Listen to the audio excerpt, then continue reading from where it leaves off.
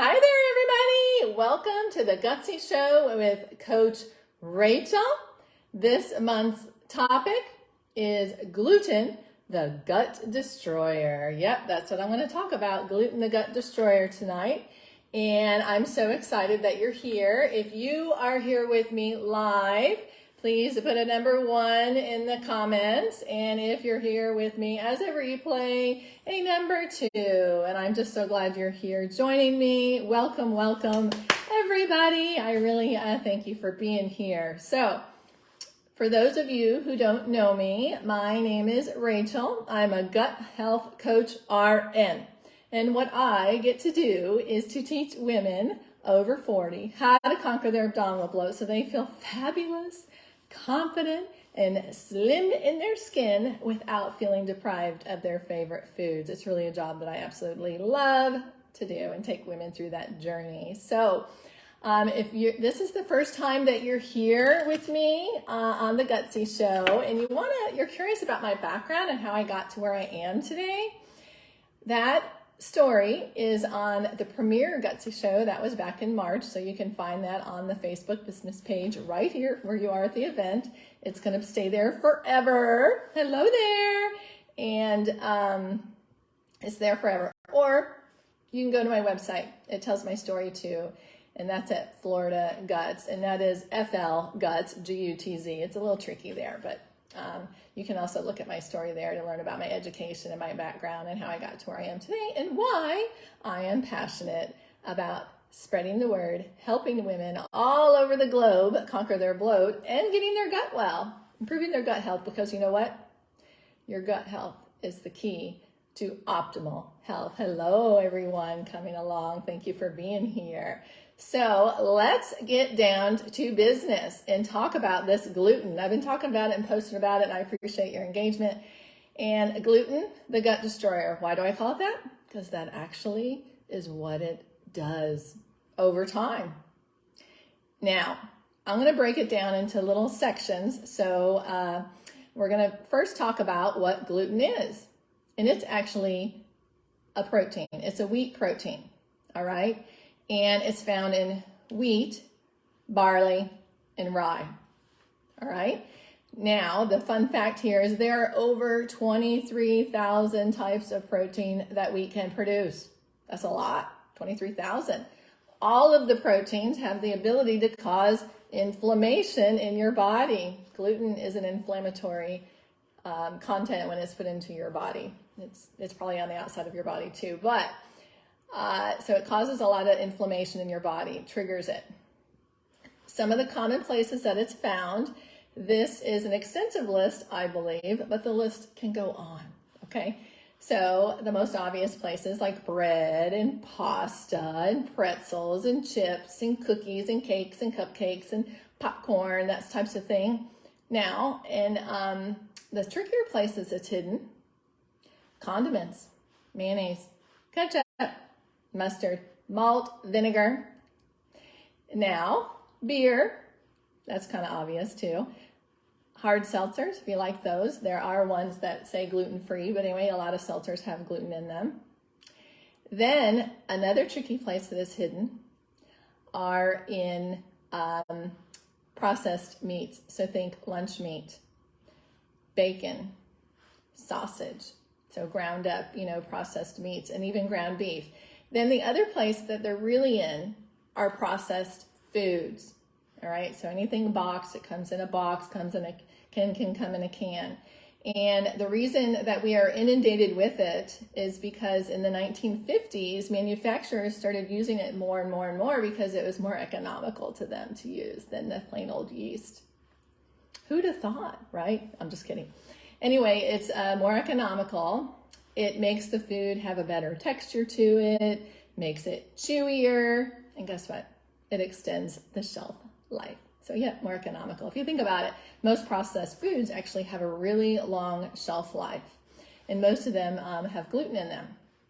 So that's why we're inundated with it in today's world. So I want to go over the stats of gluten too, according to research and the studies. And there is one type of gluten reaction. It's called The disease is called celiac disease. And now that is very serious, actually, if you have that. And what that kind of reaction is when somebody eats gluten is it causes, they're having an autoimmune reaction to it. And an autoimmune reaction, just for those of you who are not familiar with that, is when your body attacks itself, fighting. Your body fighting its own self. And it's very rare, well, maybe not so rare actually, about women have it more than men, aren't we lucky? And then it's about 1 in 100 people worldwide actually have this. There is a specific lab test that the doctor can order to test you if you're having some of the symptoms, which I'm going to go over in just a little bit, to see if you have celiac disease. And when you have celiac disease, the small intestine or your gut is destroyed. There's that word again. And it's very inflammatory because you're not absorbing, people with this autoimmune disease are not absorbing their nutrients. Causes malabsorption in there. And so that causes a whole host of other problems in their, with their health. Now, as a GI nurse, that's part of my story, and spent a large portion of that. I only had one patient that was ever actually diagnosed with officially celiac disease. And she was really sick, had tests, found out she was celiac. She changed her diet, lifestyle, and all that, and started to get better. But she was really sick when she came to us. So it's very important to know about the celiac disease. Now, most of us, though, are not celiac, don't have celiac, thank goodness. We are just gluten sensitive or gluten intolerant. You can use those two words back and forth. And many of my patients had that. And when somebody is having the symptoms, which again, I'll go over in just a minute, to gluten, then, they came to us as patients with these complaints. And there's no specific lab test. All they can do is rule out, okay, you don't have celiac disease. So the only way you really know is if you're gluten sensitive is by eliminating gluten. And you can do that over a time period. So there's no specific test for that, and that's important. Now, the reason your gut reacts to this gluten, it's inflammatory, but it's over time. You may have been able to eat these foods with no reaction at all as a kid. Cookies, cereals, cakes, all that yummy stuff, processed lunch meat. Who didn't eat bologna as a kid? And no problem. Growing up, you keep eating these things, then you become sensitive to them and become intolerant to them. The inflammation builds up, okay? And it destroys the gut lining of your small intestine here. And in your small intestine, that's where it empties from the stomach into the small intestine, and that's where a lot of your nutrients do get absorbed. Now, you're not having the autoimmune response like the celiac disease, people who are afflicted with that. You are just having your gut inflamed. And what happens over time with the inflammation, your gut is intact, okay? There's not supposed to be any microscopic holes in it. So, but what happens is you can have microscopic holes tear in your gut. Think of teeny tiny, think of like a paper cut, how little they are, but how much pain they cause, all right? And what happens is your undigested food is leaking into the rest of your body. That is a term called leaky gut, but I won't go there now. That's a whole nother session or topic. But leaky gut, so it inflames the rest of, it gets into your bloodstream, okay, and causes havoc all over the place because it's not supposed to be there. It's supposed to be just traveling down the rest of your digestive tract. And a lot of us actually walk around with this, and I'm going to talk about that a little bit later. And so, yeah, with that unhealthy gut, you will have some microscopic holes and just causing havoc. So let's talk now about the symptoms and the types of diseases that are related to this gluten sensitivity. And it's strictly gluten sensitivity because, again, the celiac is a whole different thing. Some of the symptoms that are related and you can have because of gluten include bloating, swollen belly, that type of thing, pudgy in the middle area there, abdominal pain, could be sharp, could be right after food, could be chronic, nausea, constipation, diarrhea, sometimes weight gain or sometimes weight loss, so it varies. The other part too, achy joints, Think of your elbow and your knees, numbness in your extremities. All right. And then also skin flare-ups, rashes on you. You know, and your skin used to be smooth, but all of a sudden you're starting to have reactions.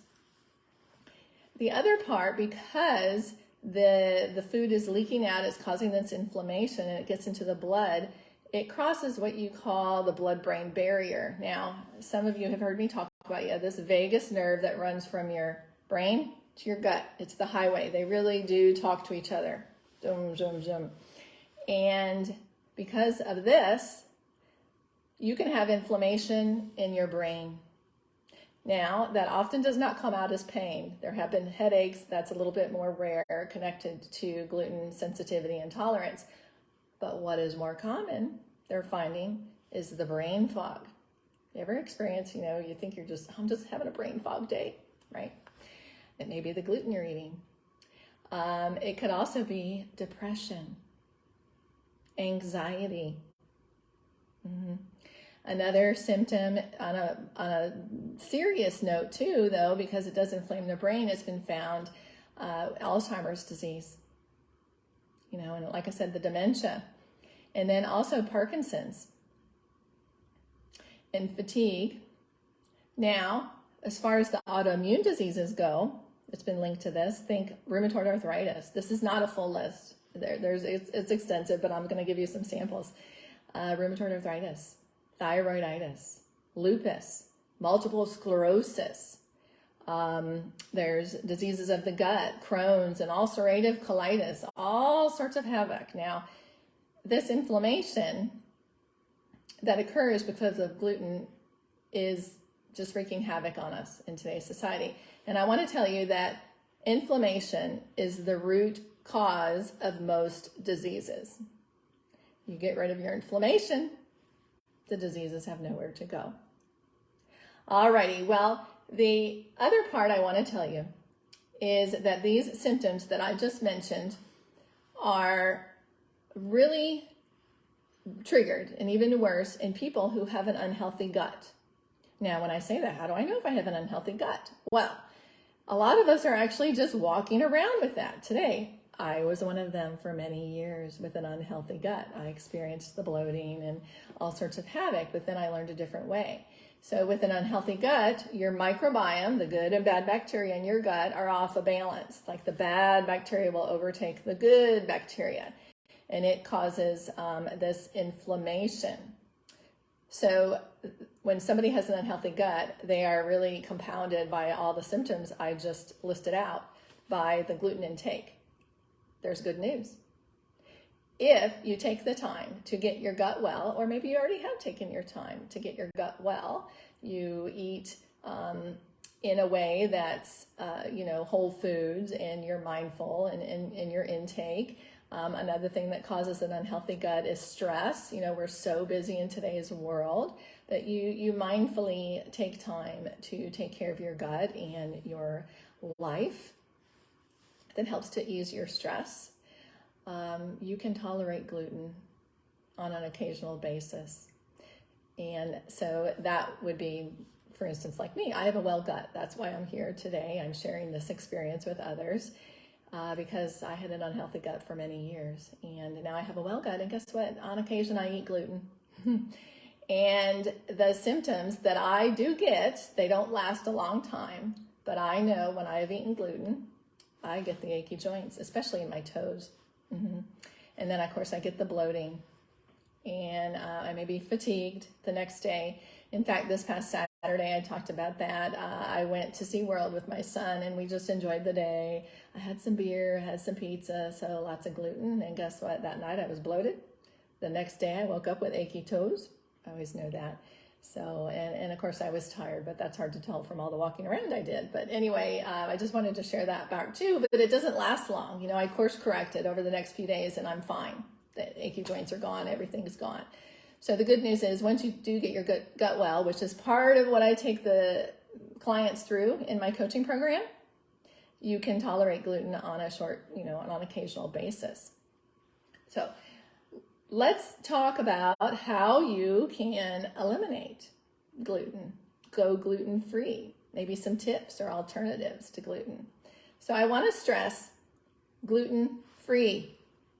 There's no such thing as a low gluten diet, because you most likely will have symptoms eating gluten, just like I just explained. So it's pretty much a gluten-free diet. And if you do decide to do that, you will reap the benefits, which I'm going to talk about in a little bit. Another tip for you is to read food labels. Have an eagle eye on food labels. Marketing today, they'll put all these big words on the front of the packages and you think you're eating healthy. Not always. You flip it over, read the food label, and wham, there's wheat in there. Oh my gosh. Or, there's all sorts of ingredients on there that you can't even pronounce. And some of them may be gluten or wheat or another name for gluten. And so that's part of, I have a session or two in my coaching program too that I help clients learn how to read that. You can cook at home more, because you're in control of what you're cooking and eating whole, more natural foods. When you're going out to eat at restaurants, luckily, there's a lot of restaurants nowadays that have a few gluten-free options. You can look it up on the web before you go. You can look at the menus, but be sure to ask your server to, if the pans and pots and utensils that they use to prepare your food at the restaurant or even at home when you're doing this has gluten in it, and they're fixing your gluten-free dish in a dish that's been prepared with gluten in it, it will cross-contaminate and cause symptoms. So you want to be sure they're using separate dishes for that. And in my one-to-one coaching program, like I said, I take clients through the gluten-free and journey. It does get their gut well. And I will tell you, just share with you, clients share with me over and over again, it's the accountability. It's me being their cheerleader. It's they're hearing things and learning things that they've never thought of, never heard of before, that they can just use in their everyday life. That leads them to success in getting their gut well, slimming their waistline, conquering their bloat, and a lot of times reaching some of their life goals as well. So it's really good. So I went over a lot of things there. I really did. But I had an earlier post this week, which I love the engagement. It talked about white bread versus brown bread, which is the better choice. So thanks everybody who made a guess. I liked that. And let me tell you, white bread has gluten in it. No doubt about it. Wheat, I keep saying wheat, but brown bread has gluten in it plus something else. That plus something else is called WGA, wheat germ agglutinin. Let's just go with WGA. So, we already know gluten causes inflammation, but the WGA is something that actually passes really easy through the gut wall. So remember I talked about those microscopic holes from the inflammation in your gut? So it passes really easily through your gut. This brown bread, WGA, causes weight gain, insulin resistance, which is often the precursor to diabetes, protein malabsorption. It impairs protein digestion. And as we get older, it's so important for you to be able to digest protein and take protein in, because it's the natural aging process to lose muscle mass. Protein is a muscle builder, and we really need this as we get older to maintain it even, or to gain it. All right. And then the neurological problems because of the blood-brain barrier crossing there. And in short, I want to tell you, when you're at the grocery store, the better choice is white bread. Avoid what I hear clients say, or people in general. I'm eating healthy bread. I'm eating whole wheat bread, 7-grain bread, honey wheat bread. No. Actually, with gluten and for your gut, white bread is the better choice. In fact, I often get asked, what is the best bread? What would you eat, Rachel? What do I like to eat because it's good for my gut? Sourdough bread. Sourdough bread is made in a little different way. It has to be fermented, and it kills off a lot of that gluten, so it's kinder to your gut. So if you're going to eat bread, I suggest the sourdough bread for you. That would be the best choice. Think about that when you're at the grocery store. Just be mindful of that. So that was I just wanted to cover that part because again, people will come to me all the time about white bread versus brown bread, and I'm eating healthy. Well, anyway, think about that when you go to the grocery store.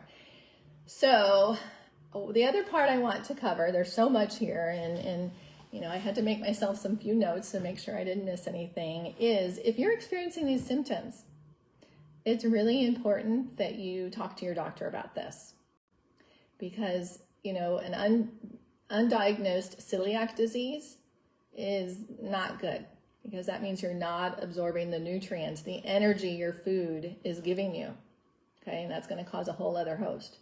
Again, that's rare, but anyways, please talk to your doctor about your symptoms. They most likely will test you, maybe run some other tests. And if it comes back negative, you're in the gluten sensitive population, like most of us. And you can, you know, limit those symptoms by just doing the elimination diet. So I just wanted to be very clear about that. If you would like support in the area of going gluten-free, I can help you with that. I am currently accepting new clients, so please reach out to me if you have questions. So in summary, I covered a lot of information. Reach out if you have questions. White bread or sourdough bread is actually the best bread for you when it comes to gluten. And try go gluten-free. Now, that part though about going gluten-free, it's not going to have, your symptoms are not going to alleviate in like a week, even a month. Some of them may get better, all right? But studies have shown, tests have shown, that it can take 6 months to a whole year of being gluten-free for the gluten to leave your body, to show all of the benefits, you know, those symptoms that I listed off, if you're having any of those, to improve. So don't give up, all right? And again, I'm here for you if you need support with that. And if you liked this video, please like it, and then also share it if you think somebody else may need to hear this information about gluten, or if you learned something new. Stay tuned for next month.